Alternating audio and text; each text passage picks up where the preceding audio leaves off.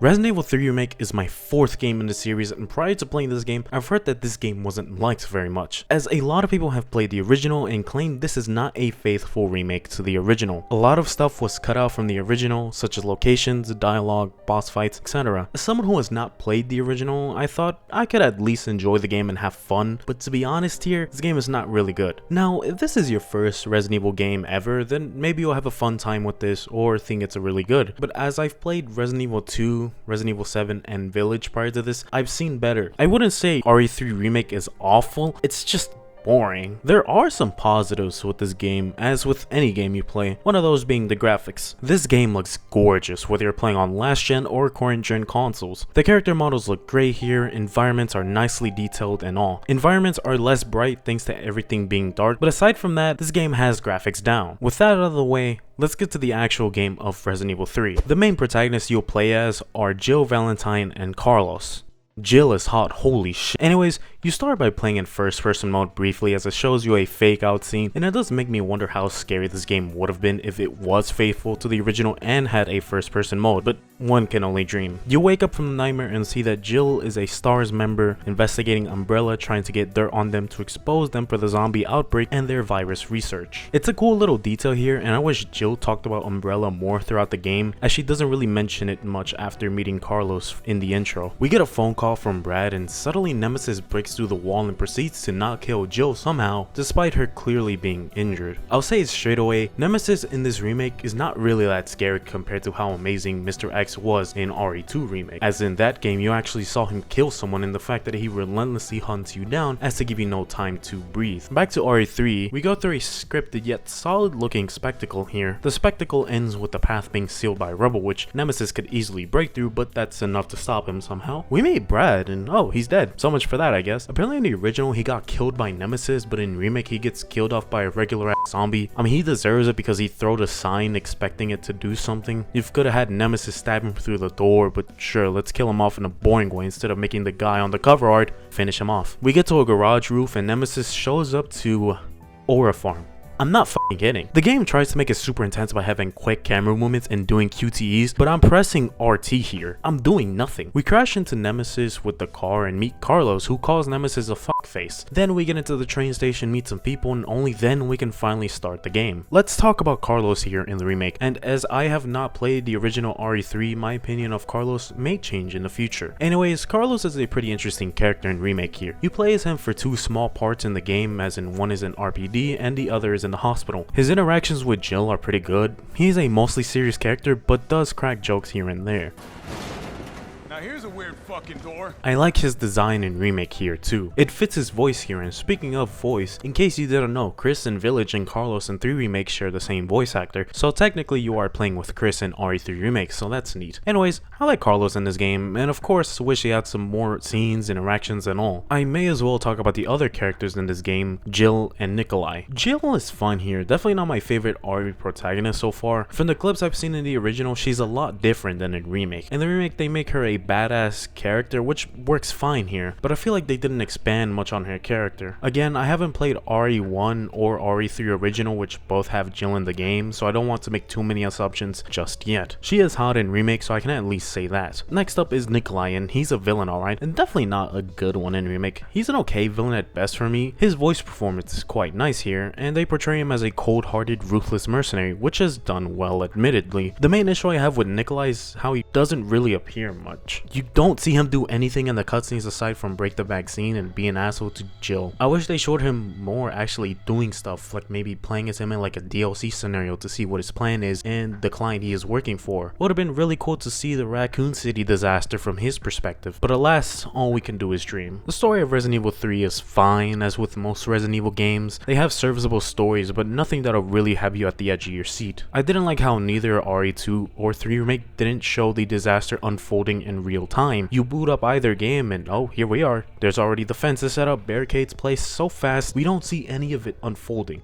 Like I said before, the remake cut a lot of locations from the original, and even if I haven't played the original, I can really tell just from playing this. The map of Raccoon City is so small here. It's just 2 streets, a donut shop, an apartment room, toy shop, train control room, and that's really it. There is also a part of the power generator maze. Speaking of that, the power generator is probably the scariest part of the game, for me at least. Spiders are scary in real life and in the game, so the fact that they poison you is really terrifying, admittedly. Aside from that, this game didn't really scare me much compared to RE2 or 7, hell even Village, despite that game not really being meant to be intensely scary. Anyways, even with Nemesis chasing me around, I don't really feel terrified much, more so annoyed or inconvenienced, if that makes sense. One of his chases, which has Jill luring him away from the boss fight, she says the iconic stars line, but in my footage she got hit in the middle of saying that line, so I did laugh a bit.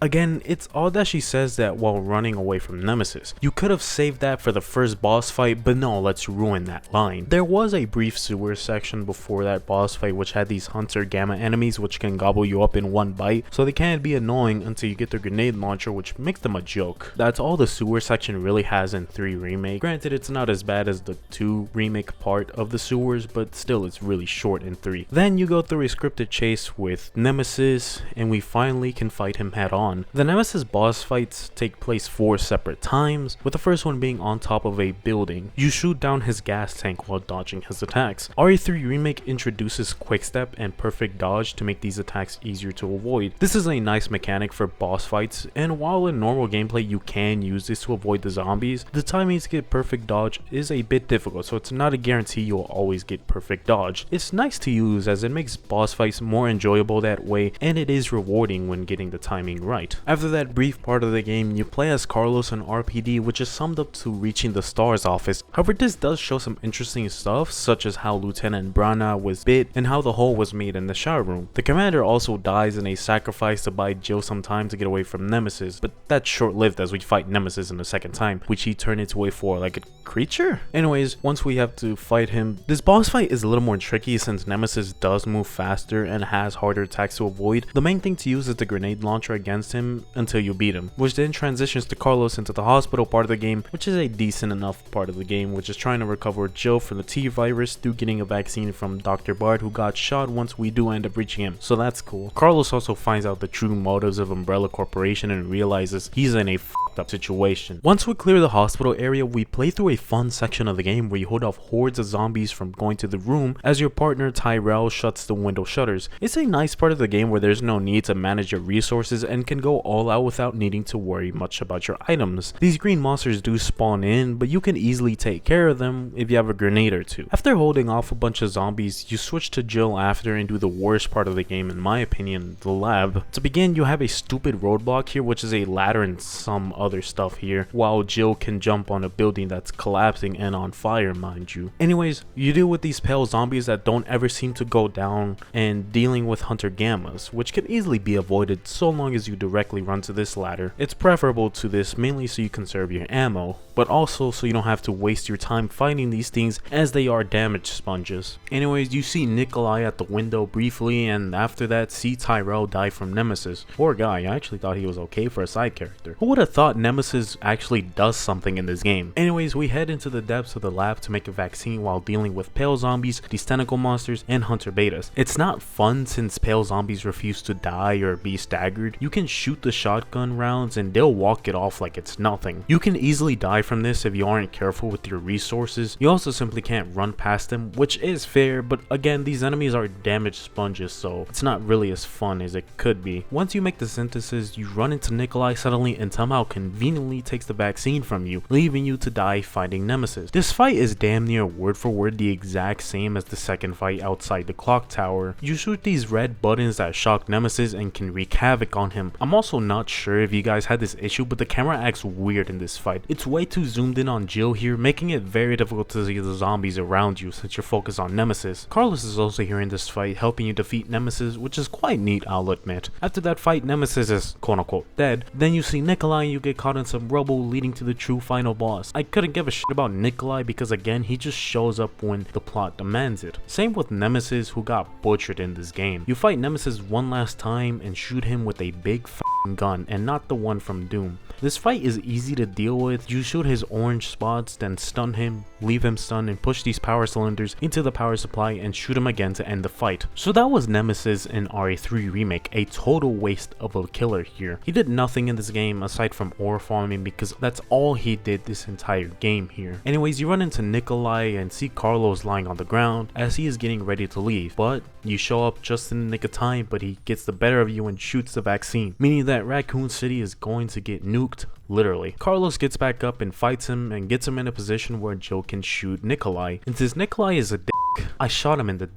So that was Resident Evil 3. On its own, it's a game and not a very fun one. It's just boring as all hell. The gameplay is fine enough, it does its job. The atmosphere is non-existent and there's nothing really scary about this game. It more so feels like action if anything because of all the shit that Joe does. Nemesis is wasted potential with the amount of nothing that he does in this game. Nikolai is okay as a villain, but again is only there when the plot needs someone to be there. At least Carlos was cool and also there's that. I didn't review this game as a remake and reviewed it as its own game. It's just not very good. As its own game, it's boring, and like I said before, the only enjoyment you'll get out of this game is if this is your first Resident Evil ever, or if you speedrun the game. That's all I really had to say about this game, and I hope I never had to play this bullshit again. Next up is Resident Evil 4 2005 on the Resident Evil Marathon. So until then, be sure to subscribe for more videos just like this one, and help me get to 200 subscribers before the end of the year. Most importantly, as always, enjoy yourselves and have a good one.